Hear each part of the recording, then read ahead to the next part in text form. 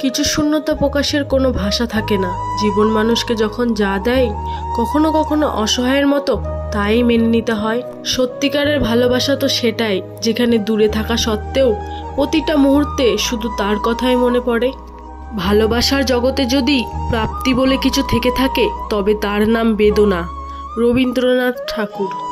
জীবন আগেও চলেছে, এখনও চলবে। কারো দেওয়া আঘাতে জীবন কখনো থেমে থাকবে না। যেভাবেই হোক সময় পার হবেই।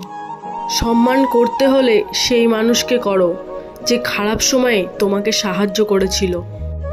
পরের ক্ষতি করার নেশা যদি কাউকে একবার পেয়ে বসে, তাহলে নিজের অস্তিত্ব ধ্বংস না হওয়া পর্যন্ত তার হুঁশ ফেরে না।